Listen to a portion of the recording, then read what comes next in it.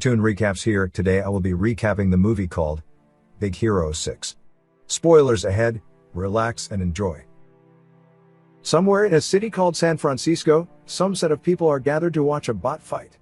After a long fight, Yama, who has never been defeated, unexpectedly brings out a blade from his robot and kills the opponent robot. This time all challengers are scared to fight him. A little boy called Hiro enters the ring with his tiny robot asking if he can play. Yama, seeing his robot, laughs terribly at him and asks him to go home. But as he brings a large amount of money to bet, Yama allows him to play. In the first round, Yama smashed his robot without even getting him to do anything. Yama makes fun of him and he takes all the money from the bet, but Hiro insisted to try again. Yama tells him he is a loser and he should just go home, but immediately Hiro brings out more money to bet. Yama allows him to play again. The fight started. Hiro surprisingly changes his robot into destroy mode. Yama is shocked as the robot starts to dodge all his hits. Hiro robot dismantled every part of his opponent robot body and finally destroyed it, which leaves Yama at the most shocking moment of his life. Hiro collects all the money, but Yama, who is so disappointed at his defeat, takes Hiro robot from him and instructed his gang to teach him a lesson. Hiro is about to be attacked when his senior brother called Tadashi comes to his rescue with a bike and escapes. Hiro also controls his robot way out of Yama's possession. Tadashi scolded him that robots fight is illegal and he can be arrested if he's caught, but Hiro keeps defending. Unfortunately for the both of them, the cops catches them and puts them in jail with the other's goons. Their auntie later came to their rescue and bailed the two boys out. Firstly, she confirmed they were okay, then scolded them for putting themselves in a kind of situation like that. While on their way home, we learn that their auntie has been taking care of them for 10 years since their mother died. Later on, Tadashi takes Hiro to San Francisco Tech Institute, where he works. He introduced Hiro to his inventor friends. Firstly is Go-Go. She is the inventor of a motorcycle with electromagnetic wheels. Next inventor is Wasabi. He invented a plasma laser. Next is a girl called Honey Lemon, who is the inventor of a big purple smoke bubble. And finally Fred, who is working on something that can turn him to a fire-breathing lizard. After the whole introduction stuffs, he takes Hiro to his lab and immediately puts a tape in Hiro's hands and removes it. As Hiro shouts in pain, immediately it activated Tadashi's new invention, a robot called Baymax. The robot notices that Hiro is in pain and scanned where the pain is coming from, thereafter putting a stop to the pain. The robot says it won't leave until Hiro says it is satisfied with its care. After Hiro says it, the robot goes back gently into the box. Tadashi's professor called Robert Callahan enters the room. Hiro realized from his bother and the researches he has made that it was Professor Callahan that invented the robots. Because of him, Hiro is so inspired to pursue an education at his school. Tadashi tells Hiro that the only way he can get into the school is that every year the school has a science showcase event, and if he comes up with an invention really good, he will be accepted into the school. After a long research, Hiro is so frustrated because he doesn't seem to have come up with any ideas. But as Tadashi motivates Hiro not to give up, immediately he gets a really good idea when he looks at his robot. For days Hiro has been spending a lot of time in his invention. Even Tadashi and his friends also come around to assist him at times. Successfully, Hiro has finished with his invention. Later that night was the time for the science showcase. We can see different kind of inventory and people getting prepared for the showcase. Hiro is assisted by Tadashi and his friends, who encourages his not to be tense, that he will perform well. While they were having a conversation, a loudspeaker announces that Hiro is the next person to present his invention. Hiro suddenly starts to feel nervous until Tadashi encourages him. Hiro on the stage then showcases his new invention before Callahan, but at the very beginning someone walks out from the presentation thinking it's trash. Hiro's invention is called the microbots. He puts a device in his head and unleashed a large number of them he made. He explains to them that those microbots are controlled with a transmitter in his head, and you can make it whatever you want it to be and do whatever you want it to do. He explains more that like a large construction that can be done in months, his microbots can just accomplish that in a day. This astonishes everyone, including his auntie, brother Tadashi and his friends. Tadashi and his friends congratulated Hiro for his great performance. While they were celebrating, a man called Alistair Cray meets Hiro and offered to buy his microbots for a huge amount of money. Immediately they are interrupted by Professor Callahan, who tells Hiro not to trust him. Hiro rejected his offer and Callahan then gives him a letter of acceptance into his school. Everyone congratulated him even more, and their auntie cheerfully says she will sponsor everyone's dinner for the night. Tadashi asks for a moment alone with Hiro. He tells him that he is really proud of him, and Hiro is also thankful to his brother for never giving up on him. While they were talking, they hear a loud scream from the tech building and hurry to it only to see it burning, and people running out from it.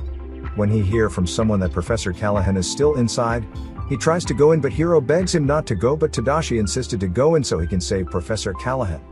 Hiro doesn't want to leave his brother inside alone, also tries to go inside to assist.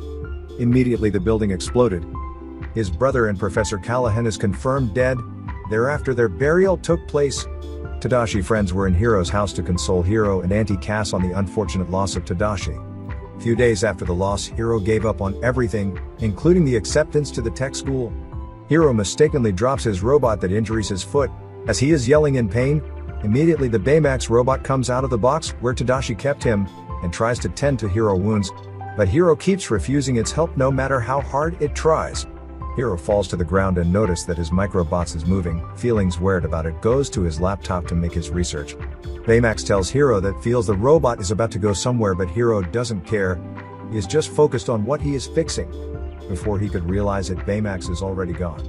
He looks at the window to see Baymax at the road following the directions of the microbot. Hiro chases Baymax until they got to a warehouse. Hiro was like, "Is he crazy?" Baymax replied, telling Hiro that he has found where the microbot was leading him to. Hiro enters the warehouse and finds thousands of this microbots that he made, and even noticed that someone is making more of them. Suddenly the microbot starts to chase after Hiro. At this moment he finally saw a person on mask controlling the microbots, and they eventually make their escape through the window. Hiro immediately goes to the police station to report the matter to the officer, but the officer doesn't believe him. When Hiro tells Baymax his witness to help him, convinces the officer.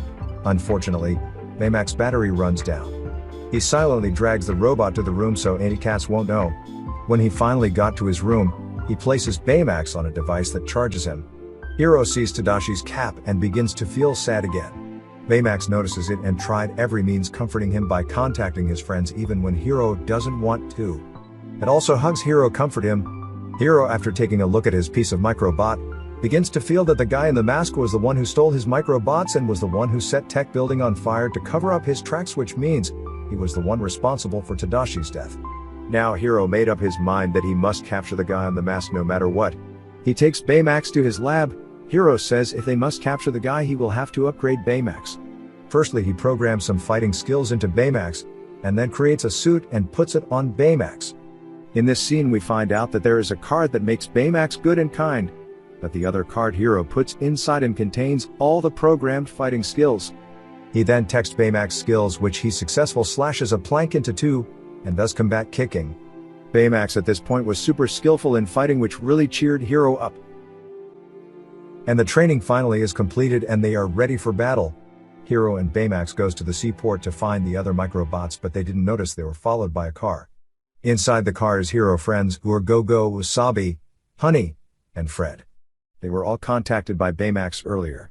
Hiro sees them and tells them to leave or they will be endangered. While they were all figuring out what Hiro was doing out there alone, the man in the mask appears and uses the microbots to throw a big container on them. Wasabi thinks he's already going to die, but luckily Baymax catches the container. They all hurry to the car to make their escape while the man in the mask keeps chasing after them, which makes them furious. Luckily for them, they successfully escape from the villain.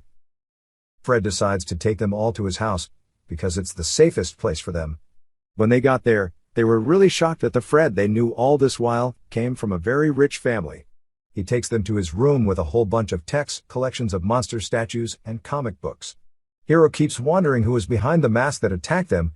Fred then proposes a theory and concludes that it no other person but Aleister Cray, the man that wanted to buy Hiro microbots, but he refused. Hiro then decides that he is really going to catch the guy.